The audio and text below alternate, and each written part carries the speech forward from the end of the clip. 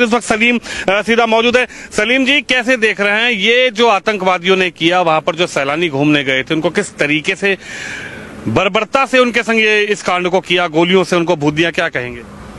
देखिए, ये अगर हम अपने नजरिए से बोल लेंगे तो ये गलत हुआ है, ये आतंकवादी हमला है, ये मानवता के खिलाफ है। लेकिन अगर आप इसको इस्लाम के नजरिए से देखेंगे तो ये पुण्य का काम किया है उन्होंने, ये सवाब का काम किया है उन्होंने।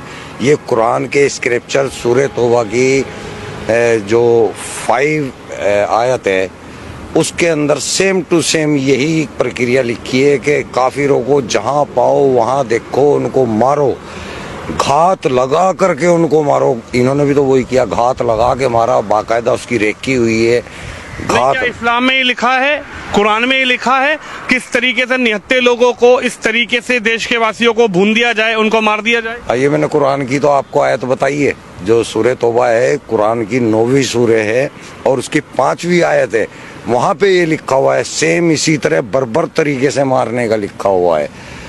सेम ये लिखा हुआ है कि उनको मारो, जब तक मारो जब तक कि वो ला इलाहा इल्लल्लाह कलमा ना पढ़ ले या जजिया देना कबूल ना कर ले, तब तक मारो। यानी कि पूरे हिंदुस्तान के हिंदुओं का यही हसर होना है इस्लाम के अनुसार। इस्लाम के अंदर अल तकिया नाम की चीज होती है, आपने सुना होगा अल तकिया।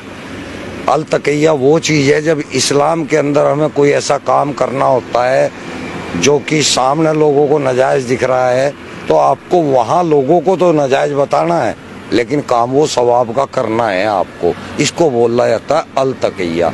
तो ये अल तकिया करते हैं, जो कहते हैं ना हिंदू मुस्लिम भाईचारा, ये अल तकिया है, ये कुरान के अंदर है, हदीसों के अंदर है। मुसलमानों को तो, मैं इंडिया के मुसलमानों की बात कर रहा, बाहर के नहीं। मुसलमान इंडिया का जो है वो अनपढ़ है, उसको कुरान के बारे में कोई नॉलेज नहीं है। इसलिए अगर वो भाईचारे की बात कर रहा है तो वो ठीक कर रहा है, लेकिन वो इस्लाम के अनुसार गलत कर रहा है। इस्लाम के अंदर कोई भाईचारा इस टाइप का नहीं है।